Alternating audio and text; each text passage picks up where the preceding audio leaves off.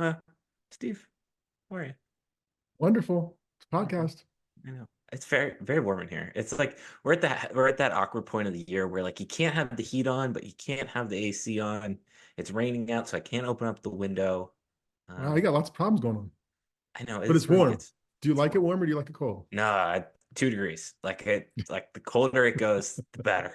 Like, yeah, I like to regulate my body temperature. Okay, Does so. does does the person you share the house with like that same temperature as well? Yes, yes, Okay, that's a yes. good For thing. the Okay. most part. The big argument, the usual daily argument is over the when the bedroom fan can be turned on. Because Okay. I like it on immediately. She likes it on right before she's about to fall asleep. So, anyways, this Okay. podcast is called Stuff Summer Says Steve. with Steve. We've got a lot to talk about today. We're going to spend a decent chunk of the time talking about women's basketball, and we're going to do it with someone that's very qualified to talk about women's basketball, which is neither of us. That's right. Maren It's true. Walseth, who is a former Lady Lion, former college basketball coach. She's doing TV stuff. She's a busy woman. She's going to join us to discuss really kind of the state of women's athletics, not just women's basketball, women's sports in general. Um, Her career then kind of and also look, we had to ask her about the Lady Lions because of course we did. And then we're gonna talk about women's basketball a little bit more. We're gonna talk about men's basketball. Steve's got a trivia question that I think I know the answer to.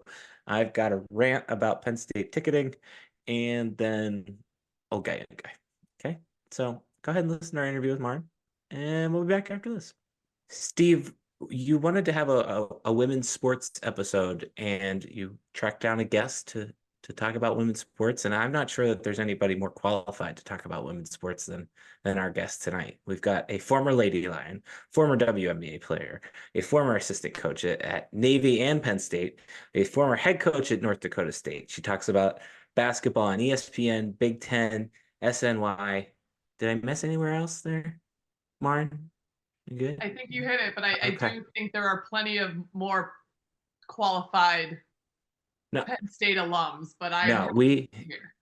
we are excited you are here. You are the most important guest of the evening. So it is Maren Walseth. Like I said, she is a former Lady Lion, former WNBA player. She is working her way into a career in TV. I think would be the best way to say it. But here to provide some perspective on women's sports, women's basketball, because I think it's about time, at least in my opinion, as a ardent supporter of the Lady Lions for the last however many years. Probably right around your Final Four run. Does that make you feel old? I don't want to make you feel old. Sometimes. Okay, all right, all right. Um, okay, let's just get after it. Let's get to right to the heart of the conversation. I think over the last really the course of my lifetime, women's sports has kind of always had these collective moments. There has been certain teams, particularly in soccer, maybe occasionally in basketball, that have kind of been this moment that the whole country rallies around. But I think in a lot of ways, the last year, maybe 2 years, really, it's starting to feel bigger than a moment. And I want to get your opinion on why does this feel bigger than just Caitlin Clark or Angel Reese or any of those one single people. I think it's easy to talk about a singular athlete or a singular team within a sport. And you saw that like Brandy Chastain in that World Cup. And it was just like that was its own isolated moment in time. That was awesome. Or you see the 96 summer games and that Olympic basketball team, and that's its own thing at that moment. But when you have the continual momentum and it bleeds from one sport to the other, I feel like it's a culmination of a lot of things happening at the same time. So it's not just this sport or this female or that female. I mean, just in the last, handful of months, 2 years, just the amazing progress that the women's national soccer team has made and Megan and the things that she comes out and champions for. But she's not by herself. We see a rise in collegiate softball being portrayed in the media. I'll be the first to say I did not like my third grade softball experience. It was boring as all get out. Not a fan. Too many bugs. Didn't like having to wear a face mask over glasses as a catcher because we had to rotate positions. Not cool. But heck yeah, I'll turn on ESPN and watch a softball game or have it on because it's exciting, because the stories that are being told, because it's popular, it's in the media, they have personalities, they're showing us a great competitive product. So like it's not just one sport. There's the professional women's volleyball league is up and running now, and obviously I can easily talk about women's basketball and the growth of individual athletes, the WNBA with their expansion. But it's, to me, there's so much overlap from sport to sport that it's like you can't turn it off, you can't turn it away. I think that collectiveness, what is the saying? High tides rise all boats. It's not just one group doing it, or one sport, or one coach, or one athlete. Do you feel like, I guess one of the things that I've been thinking about, particularly with women's sports, is for whatever reason in society, we love to compare things, right? Like we compare our fandom of one sport, even on this podcast, we compare our fandom of Penn State football versus Penn State basketball, and they're completely different. Do you think we need to stop looking as either men's sports versus women's sports, and maybe they can kind of more so coexist in a space, if that makes sense, and stop that comparison? That would be wonderful. I think that's really hard to do in our society, that everything is a comparison. In the business world, it's let's compare our numbers this year to our numbers last year, or our retention rate, last year to this year. And so I think it's unrealistic to ask us as a society to get away from comparison. That's just not possible. But is it seeing men's sports versus women's sports, or is it seeing the rise outside of the sport? Because you hear a lot within the sport of like, game supports game, game recognizes game. It's not hard for NBA players to sit in the front row, courtside seats of the Las Vegas Aces playoff run or first game of the season. Like, that's not hard for them to do because they see the work, they know the value, that like they're within the circle, so to speak. It's the outside seeing, the non-athlete, the casual fan, seeing basketball for what it is, seeing soccer for what it is, but taking the complete comparison away. I don't think that's realistic. That's just not society. Is there a point where the media should maybe, I don't know, not try to make every big moment as big as it is? Like last night, that game was huge, and it was, but the ESPN spent a long time making sure everybody knew it was big, because it was big, and it met the hype and was the right time.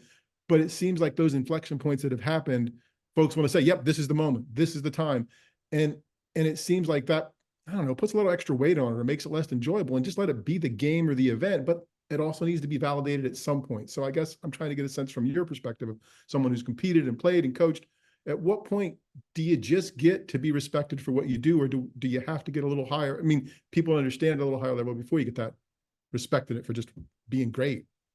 Yeah, I think that's an interesting point, Stephen. I guess it's also comes back to, when as women do we stop just being grateful for being here?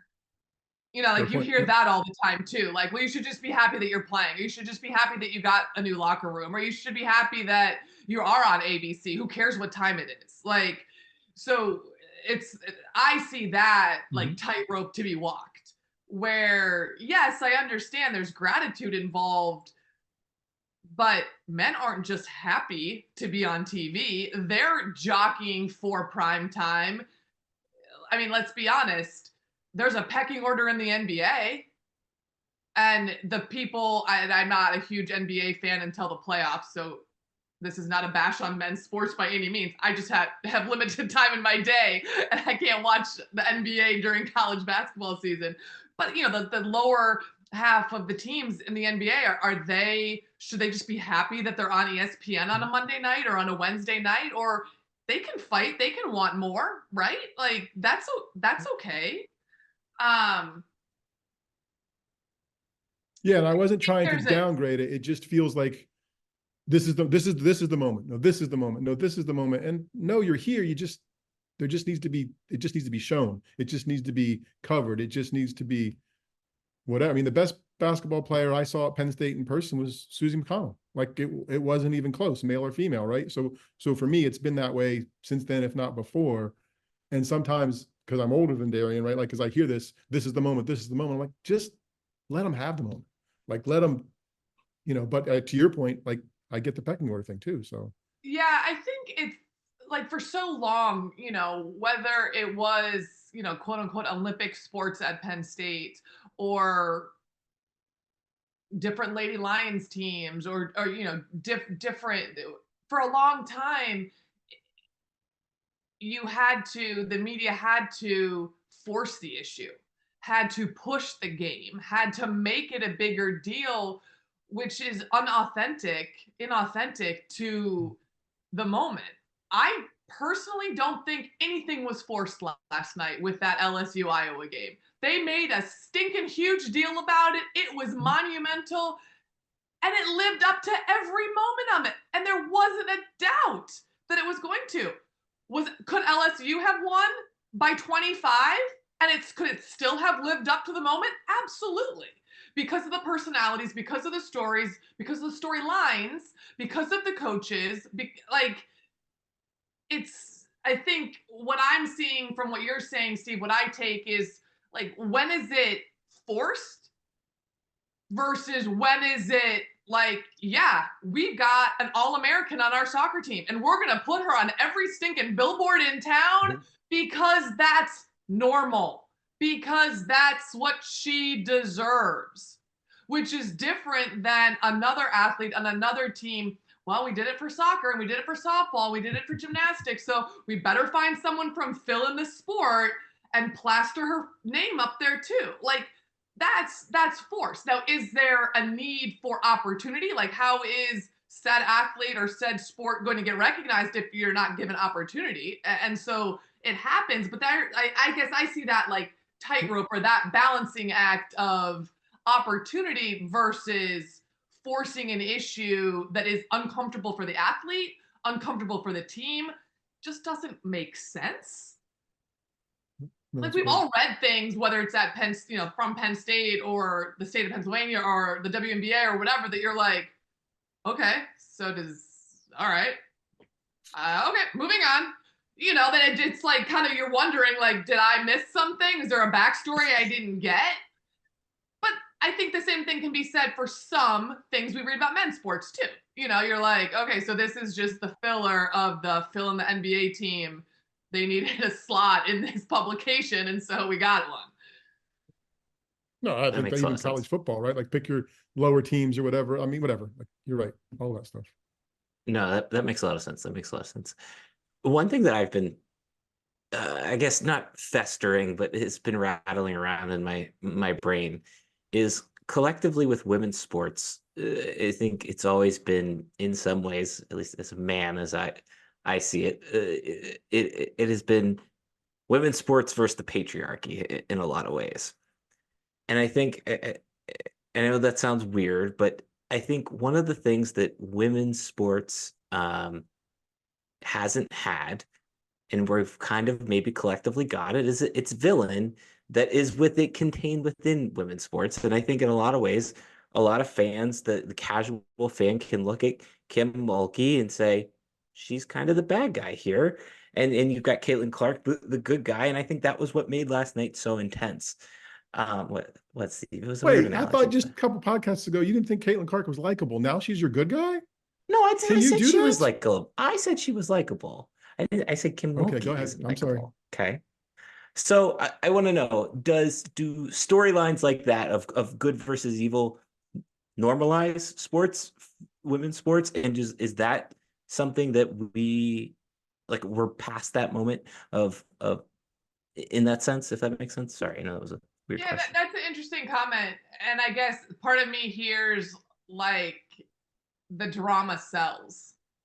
Yeah, You because know, and the yeah, I think drama that sells on our, whether you believe whatever side of the political spectrum you're on, you watch your evening news, whoever it is, it's the drama, it's the negative, it's the bad, it's the scary that our society soaks up. And I don't think any of the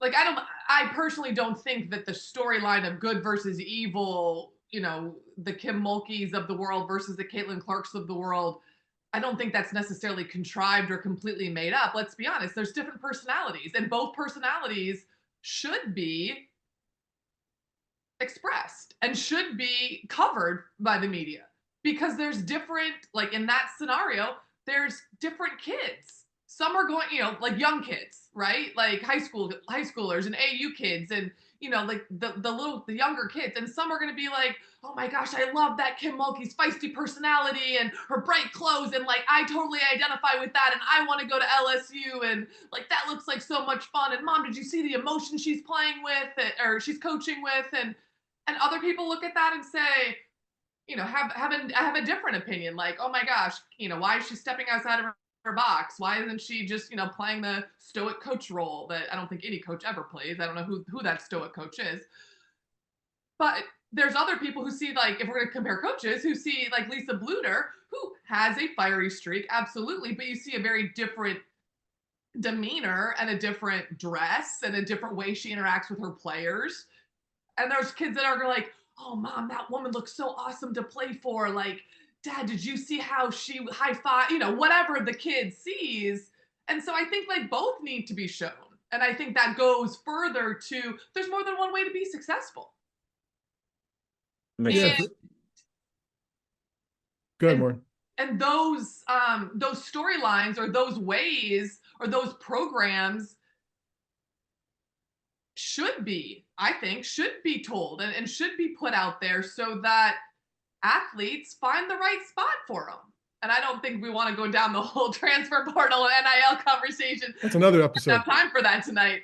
But I think you need to know those things as a young kid looking to go to college and play basketball or any sport somewhere. You need to know some of that. And women's basketball right now, because it's March, is on the front page of ESPN and is, on our TVs and on our streaming services. But in, I don't know, 2 months, it's going to be softball. And those softball kids deserve to see the leaders of those programs be themselves and do themselves and operate and interact with their players the same way. Like just right now, we're so highlighted with March Madness and with women's basketball. But, my hope would be that it's just part of the movement or part of the group, the collective that keeps it going. I don't know that I answered your question there, Darren. No, that actually you did, in that, particularly in that last sentence, because I think at least the way I understood your answer there is we're now paying attention more to the storylines of within the sport as opposed to the storylines of the uphill battle for women's sports that has kind of felt like there's always been. So I think that was kind of what I was trying to get at, and I think you definitely got at it there. What the other thing that I was thinking about last night, and I was thinking about this because I sat down and decided to play some video games after the basketball game last night and decided to play 2K. And for whatever reason, I think just because women's sports has been on my mind, you can now play as the WNBA teams. And I've been using that as my season as opposed to the NBA, like my franchise team.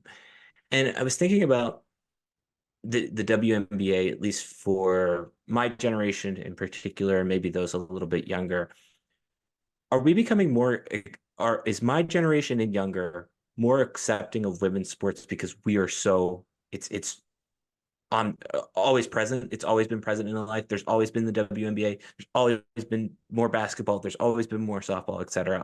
on TV. Yeah, I think by and large, that is a true statement. And I say that because things that are unfamiliar to us, we are resistant to. And so, when we're traveling and we go to a different country and we're presented with new food, you're like, I'm not sure I want to try that.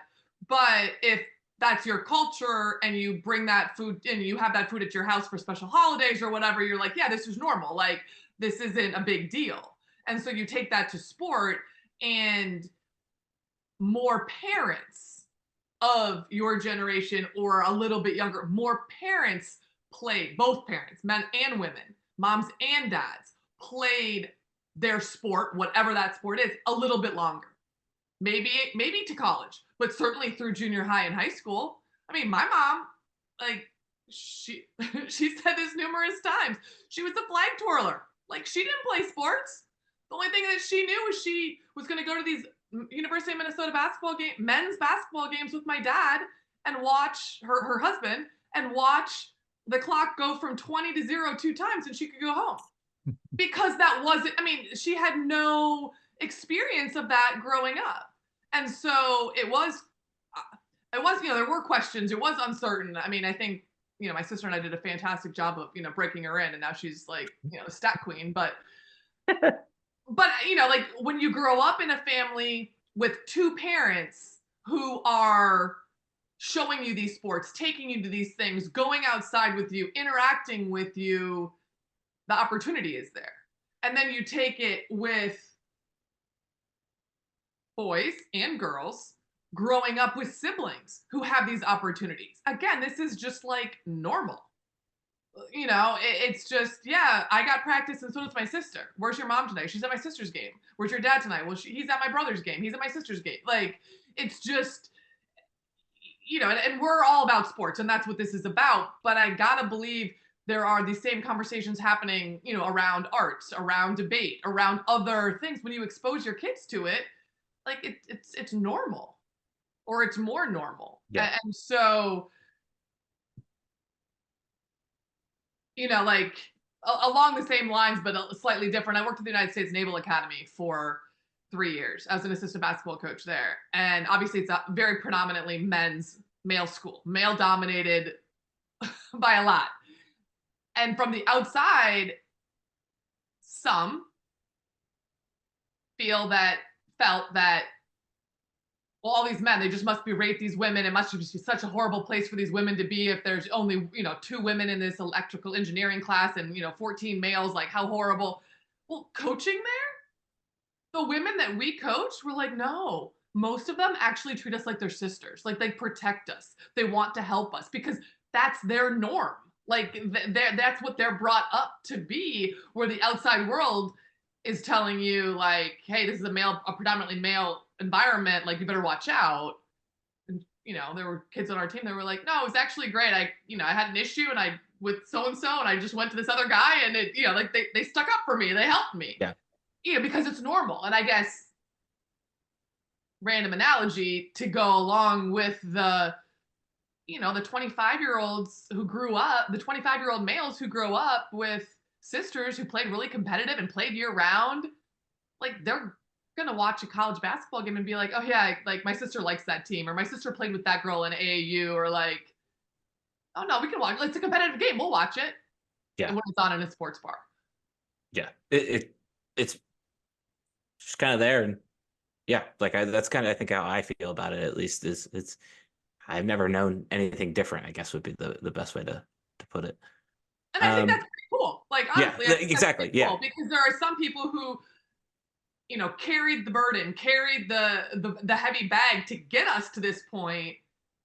And for you to say, like, yeah, I mean, it's just kind of always the way it's always been. Like, well, yeah, job well done to the women older, like, job well done, like, to make it normal. Well, and, my mom was is a pretty big Lady Lions fan, so some of that has to do with that. I want to ask you about the Lady Lions. I want to ask you your perspective on the program right now, and kind of the uphill battle that they'll face as the Big Ten expands, and who knows how good Iowa's going to be now that they've had the rock star of rock stars and all of these other factors in the way. What's it going to take for the Lady Lions to kind of get over this hump that it kind of feels like they've been on for the last 10 years? I think college athletics is a drastically changing climate every day, every sport. I don't think what works at Penn State will necessarily work at Michigan State, and what works at Maryland, shoot, could be a complete 180 from what's successful at NC State, or, fill in the blank school. And I think that's really hard for coaches, and I think that's really hard for administrators right now. Like, the expectations have to really change, because as much as it's like a conference or a togetherness, like, there's so much individuality in amongst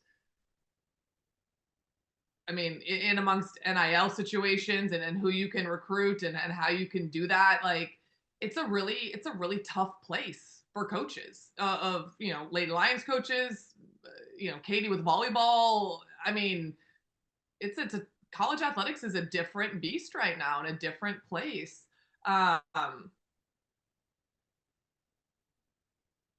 as get look, I was just gonna say, but as somebody that Steve and I do care, I feel like Steve and I do care about Lady Lions basketball more than the average Penn Stater in general. As somebody that wants to see the program get back to maybe not necessarily the Final Four era, but the Kelly Mazzanti era, even in my college era of the people standing behind Steve, of Alex and Maggie and Nikki Yeah, I was Green, gonna say, I etc. see that AB poster back there. Hey, they were cleaning out the Jordan Center, and I was shopping, baby. Well, I was gonna say, I have some in my garage too. Would you like those? I will take them. Like, we can figure that out. Is it correct for me to yearn for that era as a fan? No, as a fan, and as people that are like the three people on here that are truly invested in women's basketball at Penn State, with the Lady Lions, I think having expectations is important. I think when you don't have expectations, you don't care. And then who's going to meet your expectations? And I think, that's a hard place to be as a student athlete, when you're like, oh, well, nobody cares about us. Like, that's hard. Should it be hard? Maybe not.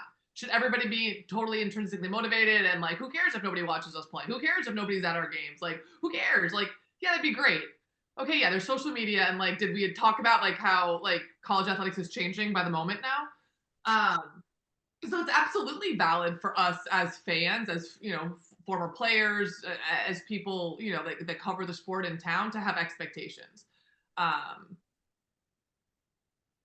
far are they from being ranked again? Gosh, you're putting me on the hot seat. I don't. Well, okay. Darian's I don't vote in danced the a poll little anymore. bit. I did for a while. I don't vote in the poll anymore. Darian danced for a little Put bit. on your analyst hat, yeah. Because I feel that's like they got there briefly and then saw West Virginia and then whatever else. And honestly, I don't know that it's play on the floor. I think in some ways that Penn State athletics has let the program down as much as anything, in some ways, in terms of marketing and reputation. And maybe that was coach pushed by some of the stuff they didn't do after my daughters were there, that it brought in fans that they thought we're going to win games and we're going to have fans. No, you got to recruit the blue hairs, and you got to recruit the little girls who bring their families. And they went away from that, right? But the ranking is validation, right? Or at least it's perception validation. So I'm curious. Like, I think it's, I don't know, it might be tough, right? Because they're losing some good players, and you got to integrate the next. So that hump may still be a hump, but I don't know basketball as well as you do. So again, I'm not asking you to put you on the spot. I'm just curious. Like, what's your sense? Well, I don't think they're far. And I say that because of the portal, right? And we have their season just ended. We have no idea how many kids are going to go into the portal. We have no idea who they're going to pull out of the portal. But like, with the portal, you can instantly change your roster. You can go from 11th in whatever Power 5 conference you happen to be in now. Like, you can go from 11th to 2nd like that. Like, we talk about preseason, like, as an analyst, we're talking about preseason rankings and all this stuff within conferences. It means absolutely nothing. Nobody has a stinking clue. Like, Fairfield is a great example of a program who was okay last year. They had been really good before Carly Thibodeau-Donis got there. They were okay last year, and they're freaking amazing this year. Her coaching staff, the way she treats her players, her culture, absolutely a huge part of that. But they did a nice job of integrating a freshman in Megan Anderson, a transfer from Siena, and keeping their, I don't know, 4th, 5th, 6th year senior, to kind of keep things consistent, and that was her recipe to get it done. And so, like, how far away is Penn State? They're probably like 3 kids away. Like, where are those 3 kids? Who are those 3 kids? I don't know. That's fair. And I gotta believe that Carolyn Keeger doesn't have any more of a clue right now today than Courtney Banghart at UNC or Robin Freilich at Mississippi State or at Michigan State. Like, that's just the culture of college athletics right now. And so I think some of that also goes back to the expectations that administrators have. Like, some administrators we've seen have a short fuse, and you don't get it done. Kelly Harper, shoot. Yeah, how about that? Like, you're 3rd in the conference 3 years in a row. You can't. I mean, well, if that's where we're all at, shoot, nobody should have a job, right? So now, that's the expectation of that particular program and whatnot, and that's what makes each individual program unique. But with the portal, I think Penn State could turn it around. Like, I mean, we saw Micah Shrewsbury do it. Oh, and actually, the woes of this year has just made a huge difference, right? Yeah. So, like, it's yes.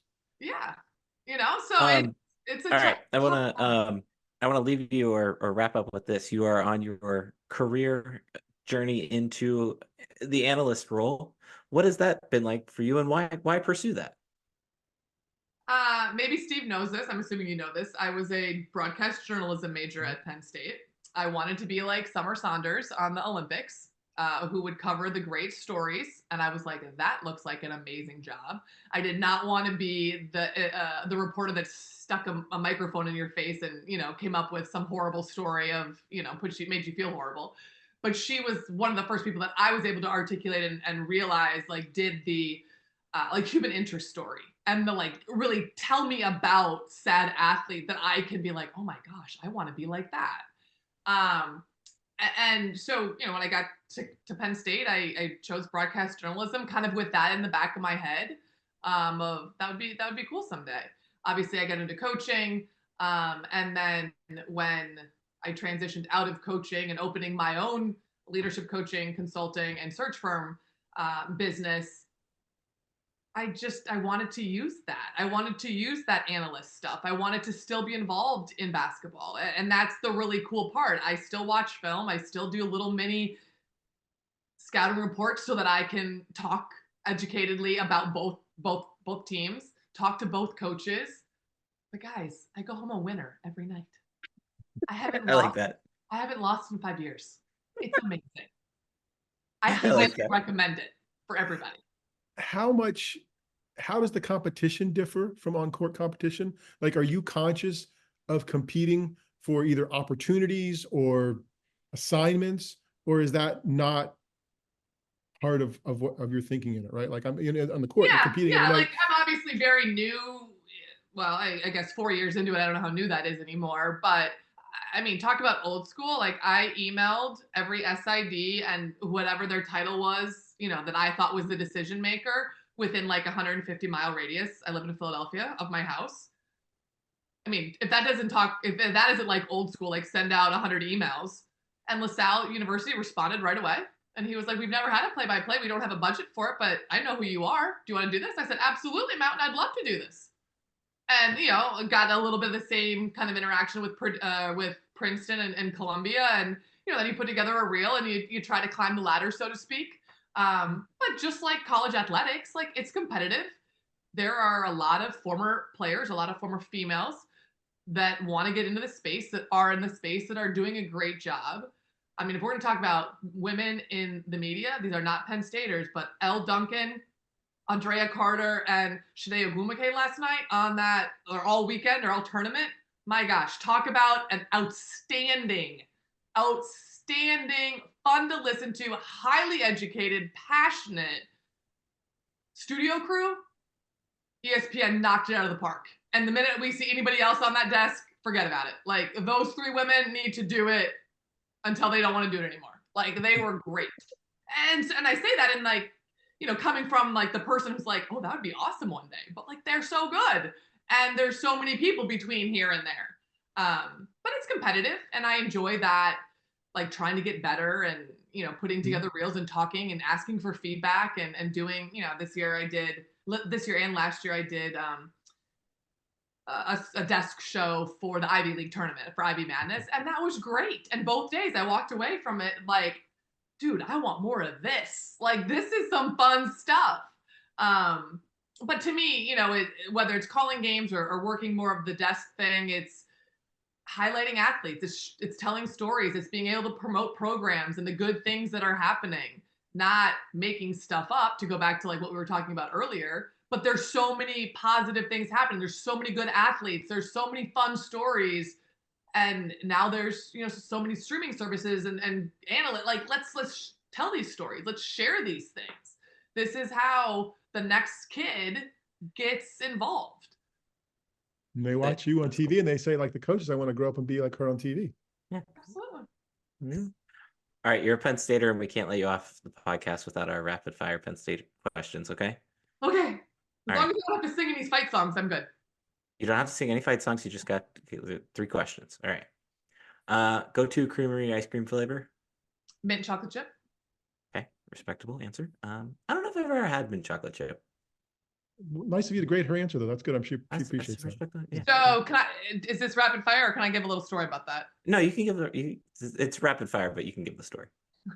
So, like women's basketball and men's basketball is like probably the second and third team that got training table back in the day, and it was in room E or F in the Jordan Center, and we would get creamery ice cream by like the pint or the half pint or whatever, and you get mint chocolate chip, vanilla, or chocolate. Like, those were the only things that came. I mean, we know that the creamery had more ice cream, but like, that was the only thing that's ever showed up. And I was like, okay, I'll do mint chocolate chip all the time, every time.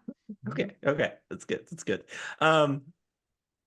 You are the czar of Penn State sports for one day and one day only. What change are you making? This is why they're kind of rapid fire, but not completely rapid fire. Change.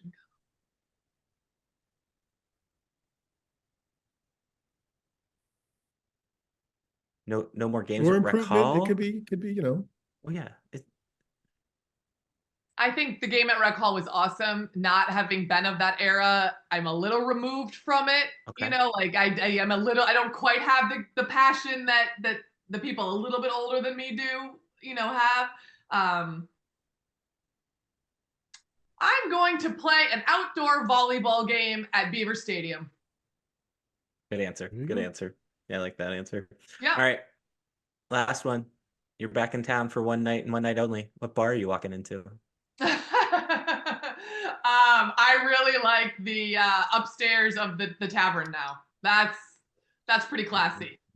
I haven't been there yet, but heard good things. Yeah, I kind of feel like, am I really in State College, or this is like high class? I really like this. Yeah. That'd be. What's the name of it again? I've only been there a few times. I think it's just the tavern. Right? Yeah, I think it's just a continuation of the tavern. Look, you said classy, and I was done there. So like, yeah, that's Darian hopes to go tavern, there. Maybe that might be what it's called, but I've gone up there. I like that place.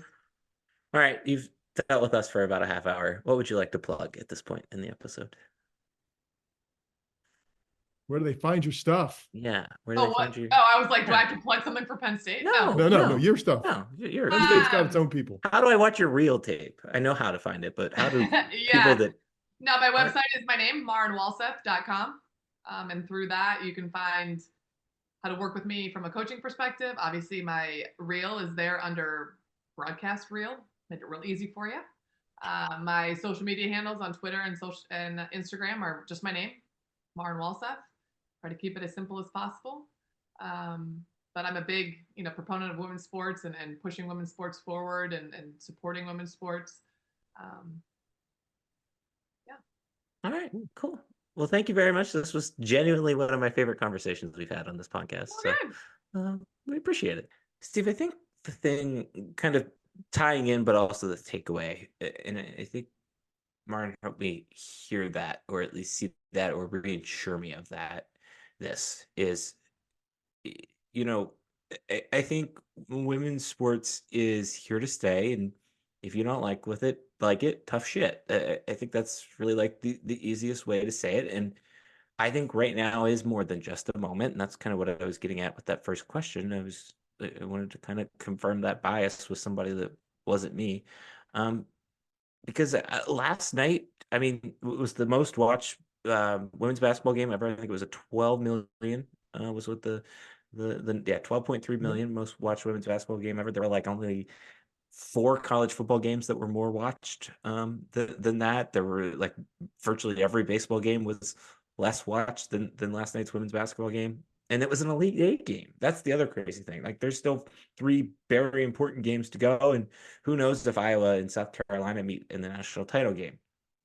But I think ultimately to me, what I've come to the realization over the last, like I said, maybe 2 years, 3 years, somebody that has tried to pay attention to women's basketball and not to pat myself on the back, is that uh, it has more than just the space. It can have its moment in the sun frequently as men's sports can and do and should. So that's my spicy hot take on the state of women's sports. What's Steve's? Spicy hot. Yes, I agree. I mean, I think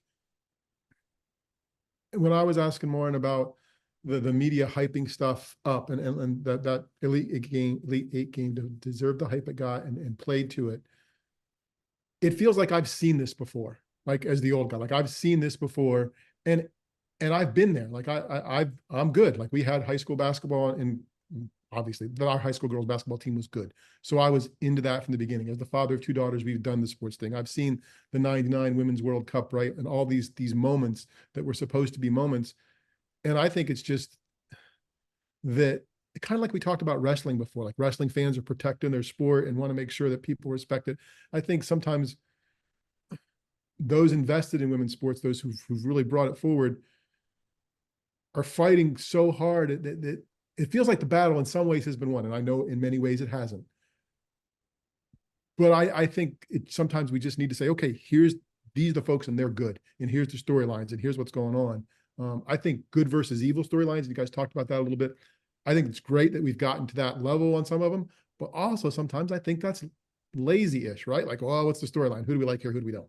Right? Like, so I wrestle with that, although there's men that I like and men that I don't. So there's good guys I and was bad gonna guys, say, right? So I think that's equal that I wrestle, but I wrestle with, would we use the words, let me start, would we use the words likable for men's athletes? Because we talked about yeah, that with women. Okay, then I I'm would, good.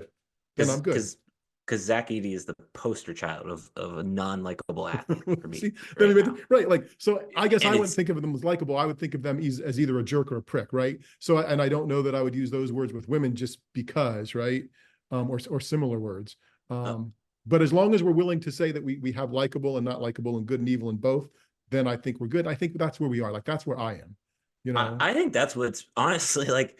As much as I don't like her, Kim Mulkey has made it, has made me care, or has made me think, at least made me think about women's sports more often than any, not any other, but certainly more than most very good women's athletes or very good women's coaches. Like I think like Gino Ariema, like we just think of him as an institution, right? But I think with women's sports in particular, for me, the more that we can have those normal things that we have in men's sports, the more normal we're just going to treat it collectively as a society. And I think we have a breakout star, we have breakout characters, um, and we're having them more often. Going back to your moments thing of we're have we're having more moments that way. Like even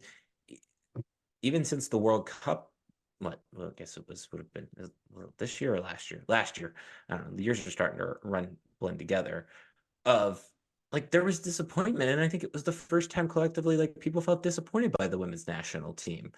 Um, and I think that's okay. Like I Yeah, think no, that's I think that's what we want that's a with men. very good thing. Yeah, I because mean, that's Mulkey's any of 12 men's coaches that have gotten attention through the years, or maybe 5. I mean, she's Bobby Knight, right? She's pick your person in charge, holds a grudge, pushes their kids thing, which I think is great. Like works for her. I mean, I don't know if that's great. I think that person exists is great, right?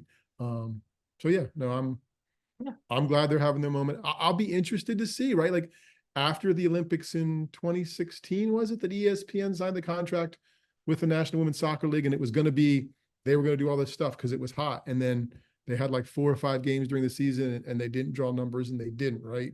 So it'll be interesting to see if it is a college basketball movement or a movement. Their softball ratings always do well on ESPN, and they're always fun to watch. 6 innings goes quick. The women have energy. There's stories, but it'll just be interesting to see how this gets through the summer, and Well, because it drops off the sport. Well, they'll have the Olympics, so women's yeah, sports will have the Olympics. that's So that big. bridge. Yeah. Yep. The other thing I was going to say is, and I think this might be, and some of this might be based on where you and I live, but we have the Washington Spirit here in DC, and in the media zeitgeist a little bit more. You don't really have a pro team. Like I think that's one of the things that we didn't necessarily get to this with Maren, but one of the key differentiators still remains women's sports is largely collegiate driven, aside from soccer, whereas men's sports is predominantly professional driven. And eh,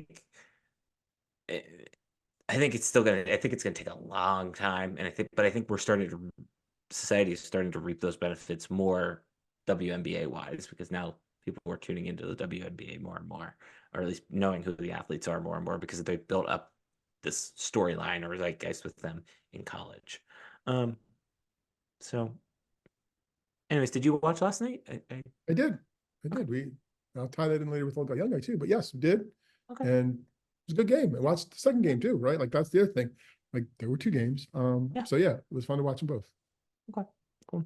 That's it for women's basketball stuff, women's sports stuff today. Wait, one thing, and I'm going to pile on if Yeah. she's actually listened to this point. She did a great job, Lauren did, of not giving us an answer about the late lines. Yeah, she did. Like I was, I mean, if it would have been different, like, yeah, I assumed anything, but there wasn't also now at the same time, there wasn't, damn, they're right there. Right. So I don't know if I'm listening between the lines or not, but yeah. Good neutral analyst. Good for her. Yeah, neutral she did a good job. analyst. Okay. Let's move on. The men's Final Four is this weekend. Elite Eight was last weekend. I don't really have any thoughts. I'm excited. I'm not sure how much we'll tune in between just being out of town this weekend. But I am excited at least for the national championship. I think this weekend is truly one of the best weekends in sports. I think this time of year we take So for you're not granted. going to be watching every moment to cheer against Zach Edey, apparently. No, but I don't like Zach Edey. I don't. He just annoys me. Poor little He's so former tall. baseball player found himself National Player of the Yeah. Year 2 years in a row. The thing that annoyed me the most was it was mid him taking like 27 free throws or whatever it was the other day, and he's complaining for a foul call, like he's not getting foul. Like I don't know. He's annoying. I'm glad he's. Anyways, I'm like Kim Mulkey with her comment about glad I don't have to play you again last night after the game. Glad after this season I have to see you again because I won't pay attention to the NBA. All right, you have a trivia question. I just want. I'm curious. There was a moment early in the Elite Eight when Illinois looked like it had a chance of making the Final Four. Didn't happen. Had they made it there, they would have lost to Penn State during the regular season. Mm-hmm. So I'm curious, what was the last team that Penn State beat during a regular season in which that team made the Final Four? I'm very confident in this answer that I know it's going to be wrong, and you're like, you're wrong. Oh no, I can't believe it's ever. There's a part of me that went down this rabbit hole because I wasn't sure it ever happened. I am very confident in this answer. It is the Trey Burke Michigan team in 2014-ish. Wow, you hit that out of the park. Yes, February 27th, 2013. Penn State beats Michigan, and Michigan went on to the Final Four that year against that then featured Louisville, Wichita State, and Syracuse. Yes, and then that Wow. was the Kevin Ware game, and then That's impressive also stuff. I think we told this story on this podcast. A longtime friend of the podcast / longtime listener, Maddie Pryor, lost her shoe at the BJC that night when we stormed the court. She has never found that shoe. It is in the depths of the BJC somewhere. So yeah. let me secondary question. Since 2000, quarter century-ish, how many times has Penn State beaten a team that reached the Final Four? Like in that season, yeah, how many times between 2000 and now has Penn State beaten a team in that season that reached the Final Four? So like 2013 would be one, so it's more than one. There haven't been that many Big Ten teams that have reached the Final Four. I can really only think of Wisconsin. And I'm not saying these teams, they beat these teams, but I can think of Wisconsin, Michigan State, Illinois. Those are really the only, and then obviously Michigan, the few that I can think of. So what's your number? I'm going to say 2 because I don't know if they beat that Illinois team. Okay. It's actually 4. It's 4? It's 4. It was Wisconsin in 2000. Okay. Indiana in 2002. And Michigan State in 2009. All in the back half, once the new year started, they beat these teams, and then those teams on the Final Four. I just started going down the rabbit hole watching the Illinois game, thinking, God, I wonder, have they, right? So 4 times in the past quarter century, Penn State has beaten a team during the regular season that eventually made the Final Four. I don't know if that's worth anything, but it was just interesting to me. Yeah, I think that's a very random factoid that you. And you hit the number right out of the park for the first one, though. So good for you. That was great. Yeah. No, I don't know. That I just remember. Oh, I always remember that one. Okay. Let's go on a little rant here. So today I'm going to explain this to Steve live on air. So today, big news in the Penn State sports world. There will no longer be a 7 a.m. wake up call for students trying to get their tickets for football season. It will instead be a lottery. So it's essentially 5 weeks. You will put your name in the lottery assigned on your week. So if you're a grad, goes grad, senior, junior, sophomore, freshman. Then at the end, they will do this lottery and they will award the tickets. Now I have multiple thoughts on it, but Mr. Old Guy over here already was like, back in my day, we used to drive to State College. No, I don't know. You could mail it in. I just drove because I cared enough that I drove and hand delivered my ticket application. And just like I'm sure you cared enough that you woke up at 7 o'clock in the morning and got your ticket. That is the exact right thought, theory, and approach that I have on this. Now I have a lot of issues, and as the former, hey, listen, not to relive my glory days, but as the former president of Nittanyville, I have opinions, and I have credibility in this issue. Okay, I have some thoughts. The first biggest gripe with all of this is it does not favor it does not seem that this lottery has any weight or favor. It is just pure random chance, and I don't know if that's necessarily fair or right to Penn State students, particularly those at the University Park campus, that go and attend every Penn State football game, and then on top of that, attend multiple Penn State basketball games a year, go to Penn State baseball games, etc. Those are your top tier sports fans, and for whatever reason, should one of them not get a ticket this season, why alienate them? That's wrong and disrespectful, and I don't like that. I think the other bigger concern that I have, that this is now the second, maybe third time that I can think of this has come up in the Pat Kraft era, is Pat Kraft loves to jack up the secondary markets. Between this and the blue-white parking, between raising the ticket prices in general, or the Nittany Lion Club donation,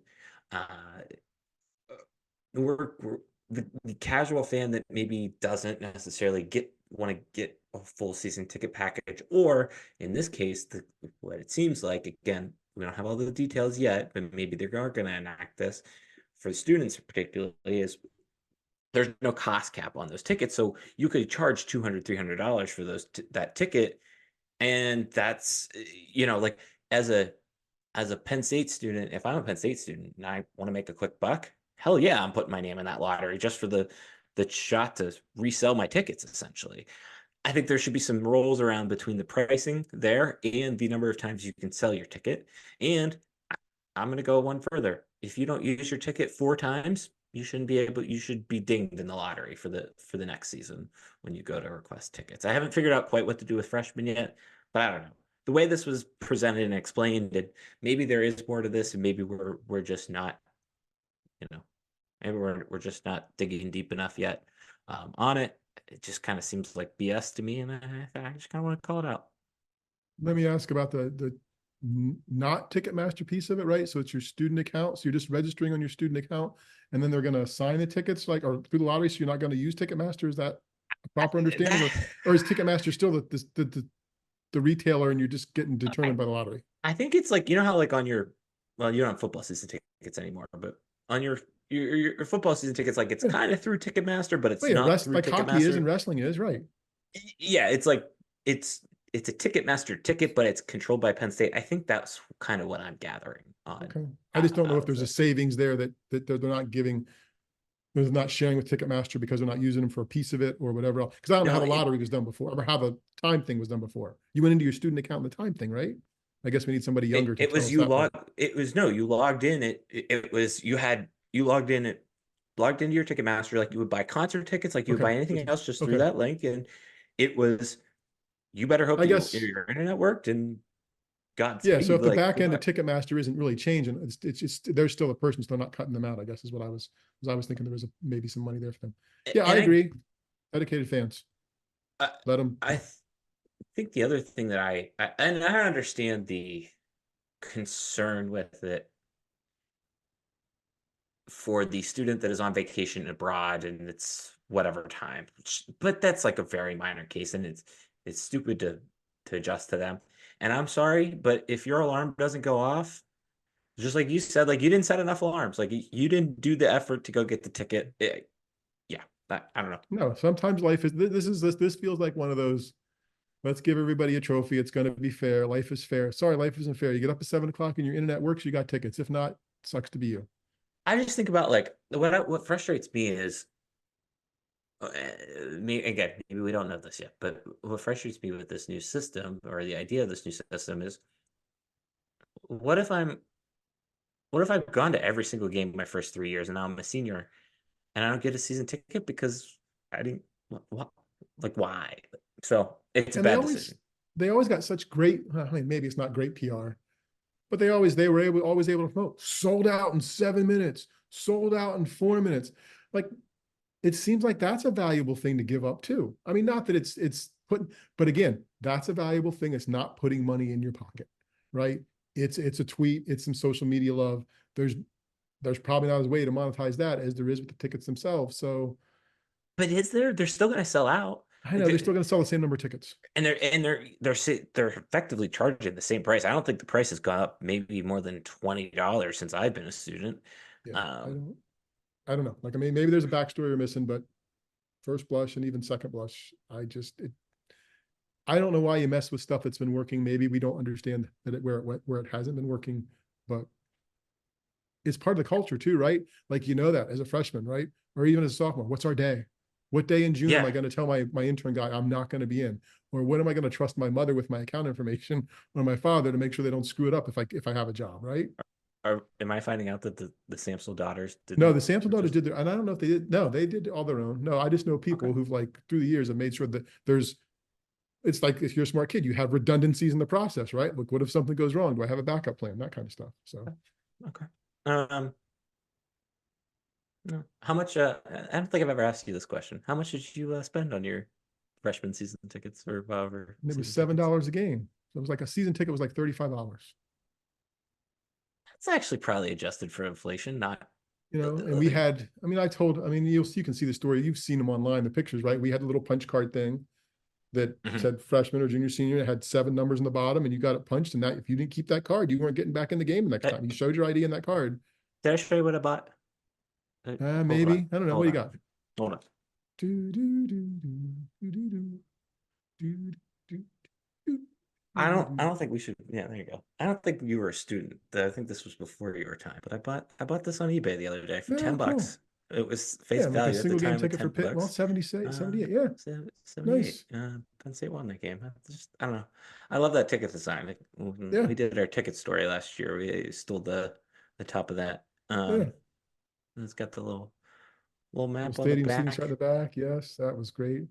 Here's what I can't figure out, and I'm sure some historian knows. So here in '78, Park Road is called Park Road, but downstairs I have a big blueprint of Beaver Stadium when they moved Beaver Stadium to its current location from West Campus over, and it says Farm Road on it as opposed to Park Road, and I want to know when they changed that and why they changed that.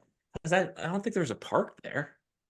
Like, No, is that is it named after someone? Good no. question. We'll have to. Probably Okay, read a that'll be book or homework for something. somebody. Okay. Um, all right, this week's old guy, young guy. Other than that, because that was this week's old guy. Also, this week's old guy, young Okay, guy. so we had to update. We had to update TV, so we finally got the TV updated last night during the game. You bought a new TV? On a new TV. Like, proud of you. Yeah, waited since the bowl game.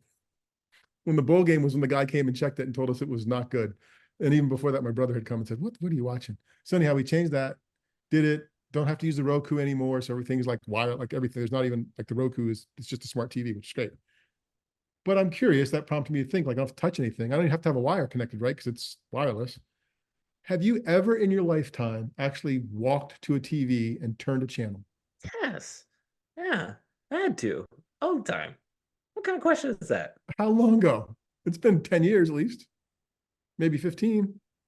That's, I mean, half your life, The you're 30, right? my college dorm TV, which was a flat screen. I lost the remote a couple of times and it was easier just to reach over and hit the side button. Like, you're right, most TVs these days don't have the like side buttons Right, right. anymore. But yeah, like we had Okay, I just a didn't know. bedroom TV. I, don't know. I Yeah, have bad memories of being like a 7 or 8 year old, right, with cousins staying over, and I'm the one by the TV flipping between the three channels. No, back there. No, back there. When like an did you? actual hand That was dial. like, I was say you Yeah, had to like turn the your actual dial. click, it clicked when you did it. Yeah, old school. I will say the best part of having this one of these new smart TVs is the fact that you can just do it off your phone. There's an Gonna have to app. figure that out. I Just haven't happy done to have a different remote now. We'll figure it out. Wow. I I can't like I'm not that young. Like, I'm sure I'm, that there are I'm like just curious. 10-year-olds that have it, maybe 15-year-olds, but I bet you there's a 20-year-old somewhere. Doesn't know that there's a button to change. I bet you I have I bet you I have somebody in class that probably do you some. think here's a question that I have. Maybe do you think this is bad because I'm starting to get into old guy territory now. But do you think kids these days know why the save icon is a floppy disk? Like, do No, you no, think and that you like can't your say kids students these know what days. a floppy No, disk is? no, they just know that that's the save button. They don't know what that icon means. Okay, No, okay. no. Do you, It could be a jump drive icon for them, probably more appropriately, if anything, or a cloud, right? They I don't know. I barely use my thumbstick. I just bought a new one because that's wild. By the way, where is my thumbstick? This little thing's got like a whole terabyte of data on it, and it was like $50. Back in my day, and you couldn't even buy a hard drive for So that price. Like, you've that's dropped the back in my day, and do you think kids these days back to back in like 2 minutes? this is your You fault. better go upstairs and have some Ovaltine and something. I don't know, whatever old people drink. I This don't is know. your Probably fault. not Not Ovaltine. the what? I have no idea. Oh my God. Okay. Prune juice. Have we discussed everything we needed to discuss on the podcast this week? Apparently This more was than enough. the It was funny thing strong. was we It weren't was a strong first half with Maren. the funny thing was we weren't even sure we were going to do a podcast this week, and our booking agent got things together. Proud of him. Um, no, we've discussed a lot. I think I will. I don't know. I'm trying to decide if I want to write today. I'm kind of tired of looking at Kelsey Anderson on the homepage. Um, anyways, that's this week's podcast. Thanks to Maren for joining us. Be sure to check out her her socials and all of that. It's just a lot of fun. That was, like I said, that was genuinely one of the more fun conversations we've had on this podcast. I hope you enjoyed it as much as we did. We hope you enjoyed the podcast as much as we did. If you did, you can hit the subscribe button. Thank you to everybody that's been subscribing lately. We really appreciate that. Thanks everybody for watching lately. Apparently, we should just talk about wrestling because that's the content that really does well for us. Other than that, let's see. We've got a website. It's called stuffsummersays.com. On that website, there's a section called With Steve. Steve. We've got emails. Mine's Darian at stuffsummersays.com. Steve's is Steve at stuffsummersays.com. Anything else? Anything else you want to Have a good week. Goodbye. All right. Oh, wait, you forgot the Twitter handle part. My Oh, Twitter Twitter handle is handles. mine's at stuffsummersays. Steve's is Steve Sampson. proud of us. Cool. Proud of us. All right, we're out of here. Goodbye.